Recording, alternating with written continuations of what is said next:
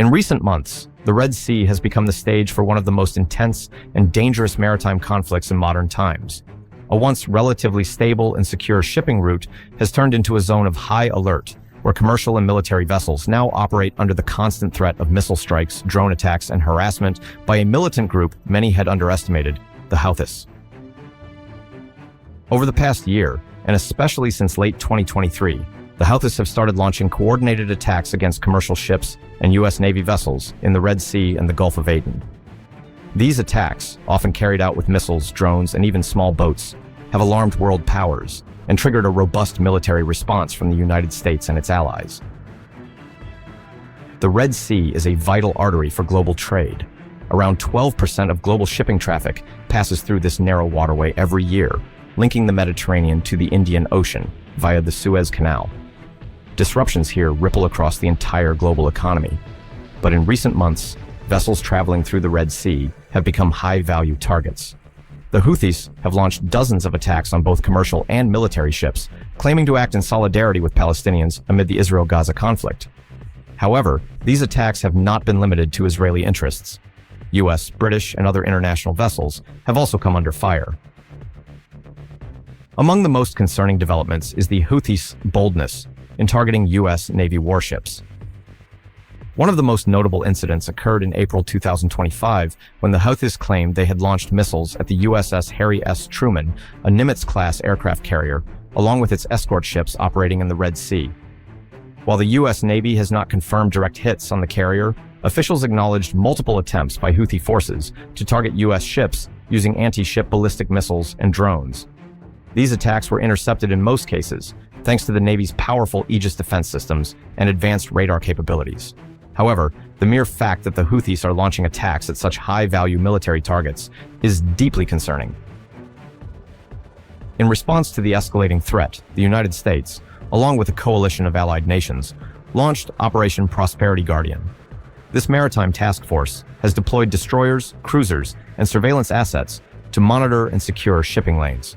Their mission is clear: to deter, defend against, and if necessary, destroy any threat posed by Houthi forces in the region. Over 200 airstrikes have been launched against Houthi targets in Yemen since mid-March 2025. These strikes have destroyed missile launchers, drone facilities, radar systems, and command centers. According to Houthi sources, at least 67 of their fighters have been killed in these operations, though these numbers are difficult to independently verify. The U.S. Navy has also intensified its patrols in the region. Ships like the USS Carney, USS Gravely, and USS Laboon have all been involved in intercepting incoming threats, sometimes shooting down multiple drones or missiles in a single engagement. These warships have become floating shields for the global economy.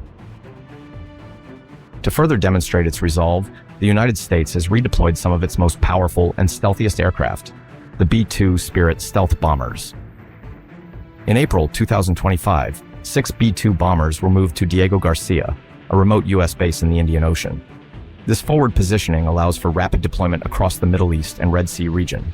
The B-2 is capable of carrying both conventional and nuclear payloads. Its stealth technology allows it to penetrate the most advanced enemy air defenses undetected. While these bombers have not yet been used in actual strikes against the Houthis, their mere presence in the region is a message. The U.S. is prepared to escalate if necessary. This marks one of the rare instances in recent history where the Pentagon has publicly acknowledged the forward deployment of such strategic bombers in direct response to threats from a non-state actor. It underscores the seriousness with which the U.S. is treating the Houthi threat. Another element of the conflict has been the aerial cat-and-mouse game between U.S. reconnaissance drones and Houthi air defenses.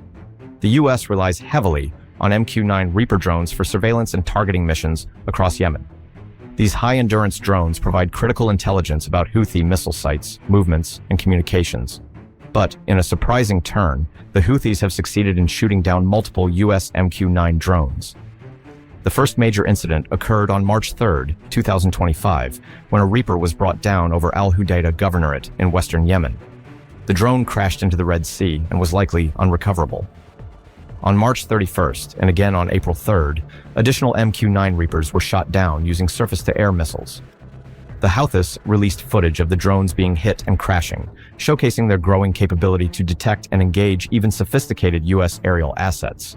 While the Reaper is not designed for air-to-air combat or high-risk operations, its loss still represents a notable escalation. How have the Houthis managed to increase their strike capabilities so rapidly? The answer lies in the support they receive from Iran. Tehran has provided the Houthis with drones, missiles, training, and technical expertise, effectively turning the rebel group into a regional proxy force with surprisingly modern capabilities. The Houthis now possess anti-ship ballistic missiles, cruise missiles, and various loitering munitions that can evade detection. These weapons are not homemade or improvised. Many bear clear signatures of Iranian origin. It's part of a larger strategy by Iran to project power through allied non-state actors, challenging U.S. presence in key strategic regions. The situation in the Red Sea is no longer just about Yemen. It's about freedom of navigation, global commerce, and geopolitical power. The Houthis are testing the limits of how far they can go. They are betting that the U.S. and its allies will hesitate to escalate the conflict further. But with every missile launched at a warship and every drone taken down, that line becomes thinner. The U.S. Navy is responding with force, but also with caution. No one wants a full-scale war in the region, yet the risk of miscalculation is high. A missile that strikes a U.S. destroyer or a misidentified aircraft that gets shot down could trigger a far broader conflict. The deployment of B-2 bombers, the constant movement of Navy destroyers, the surveillance missions, and the retaliatory airstrikes. All of this reflects a calculated but firm posture. The U.S. is defending international waters, its own personnel, and the global economy from a threat that refuses to back down. The Red Sea may seem distant for many, but what happens there affects the world. Every container ship delayed, every missile launched, every drone intercepted impacts global trade, fuel prices, and geopolitical balance. The U.S. Navy, one of the most powerful maritime forces in history, is now locked in a high-tech, asymmetric battle against a rebel group operating out of a war-torn country. It's a reminder that modern warfare isn't always about superpowers facing off in open battle. Sometimes it's about holding the line against a shadowy threat in one of the world's most vital waterways. And that's exactly what the U.S. Navy is doing.